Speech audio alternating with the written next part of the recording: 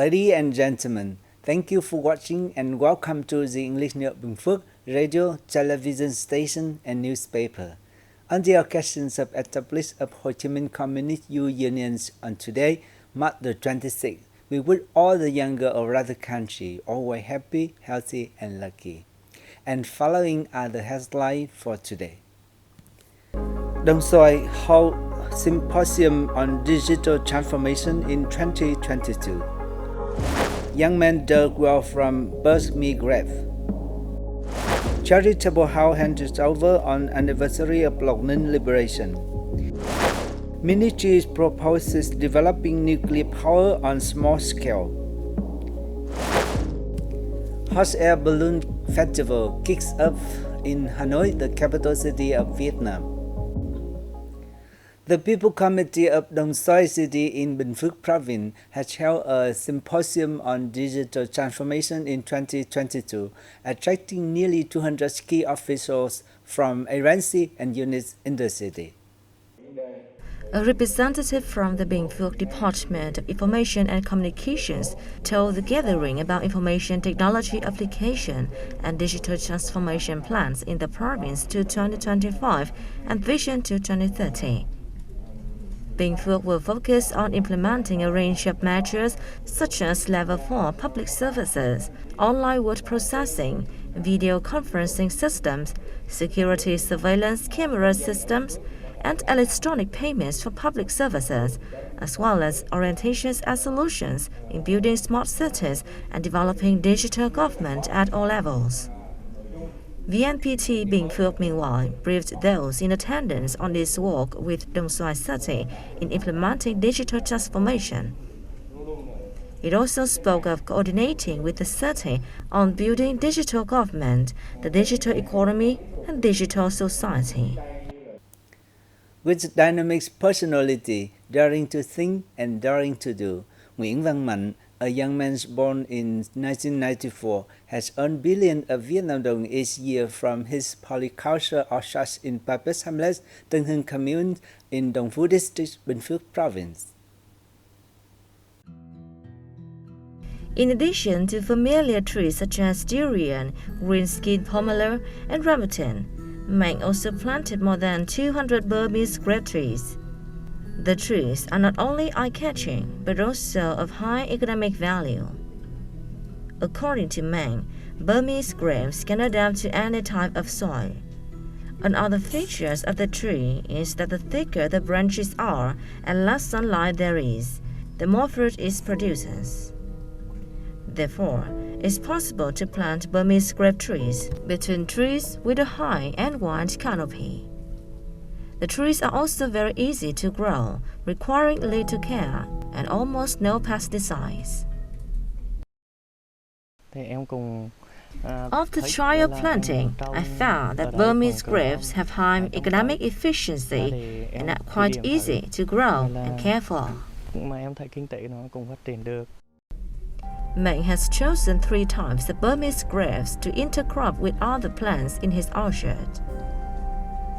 Adequate watering is important to have the tree have a long life and high yield. In lunar February, the trees begin to bear fruit. By April, the fruit begins to ripen, and this period lasts until the end of July. This one, the tree needs to be provided with adequate nutrition. Each Burmese grape tree in Mạnh orchard produces 200 to 300 kilos of fruit each year. At current prices of 17,000 to 18,000 dong per kilo, he earns an estimated 200 million dong from his trees every year. The Burmese grape trees in Mạnh orchard are rather eye-catching. He plans to plant other trees in the future to turn his orchard into an agricultural tourist attraction.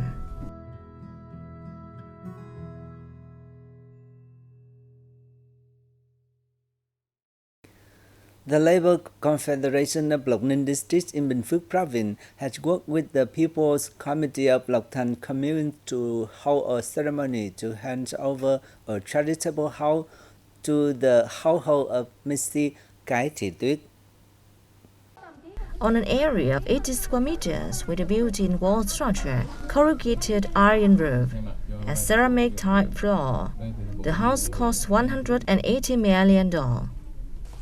Emulation Block Number 1 and Emulation Block Number 3 of the District Labour Confederation contributed $80 million each, and the remainder came from the family.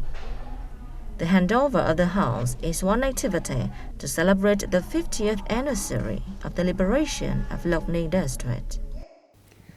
Vietnam's seafood exports to the United Kingdom markets reached nearly $44 million during the first 2 months of 2022, increasing by 37% on the corresponding periods in 2021.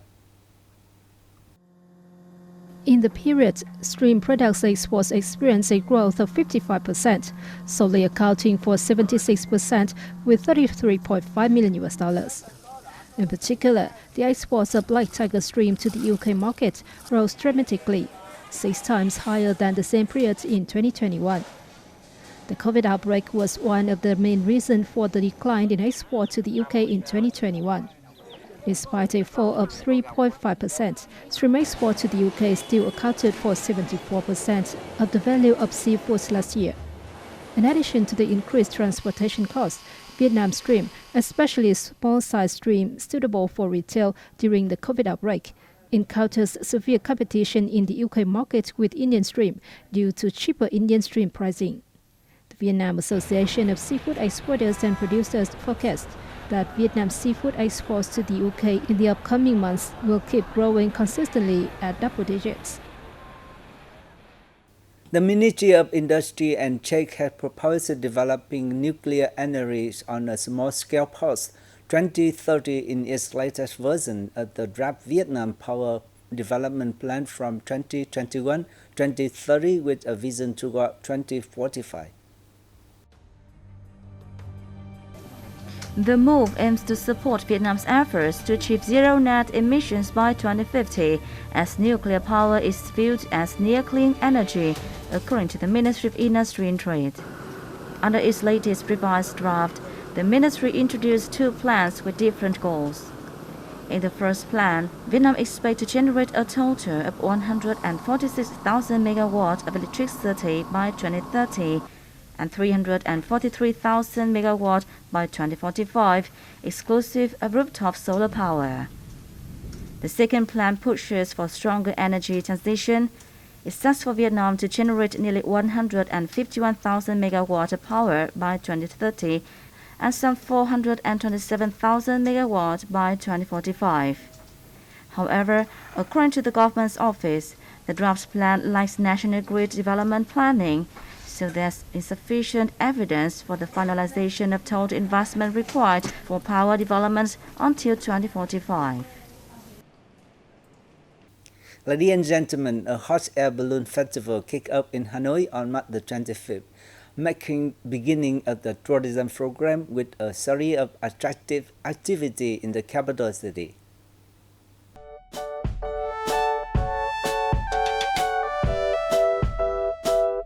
The Hot Air Balloon Festival Colorful Hanoi is the first event in a series of activities to be organized in Hanoi during 2022. The event introduced low-hanging hot air balloons on Dinh Tiên Hoàng Street with 10 one-level hot air balloons 10 meter high and 1 7-level hot air balloons 22 meter high. During the festival on March 25th to 27th, visitors will experience flying up in hot air balloons to see Hanoi from above. The same day, the first ever hot air balloon festival in Hoi An City kicked off as part of activities marking the Visit Vietnam Year 2022, hosted by the Central Province of Quảng Nam. At this festival, 17 hot air balloons will fly above fixed location along Hoi River to enable tourists enjoy and take photos of the beautiful surrounding landscapes. That is the largest number of hot air balloons in the festival in the central region so far. The practice of leasing out forest area to develop ecotourism in Con Đảo National Park has shown initially good outcome. Take a look. The People's Committee of Bà Rịa Vũng Tàu Province has approved a project on ecotourism resource and entertainment in Côn Đảo National Park in the period to 2030. The national park boasts rich and diverse flora, with more than 1,000 species of plants and many typical ecosystems such as coral reefs, seagrass beds, and mangrove forests. Côn Đảo is also where a large number of sea turtles give birth every year.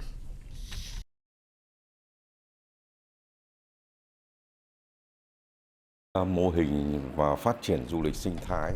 The Prime Minister had decided that Côn Đảo is a national tourist area. If you do not want to encroach upon and affect the forest, the only way to develop the forest economy is to develop tourism. Nên là chủ rừng làm việc này là thực hiện cái quy định của pháp luật.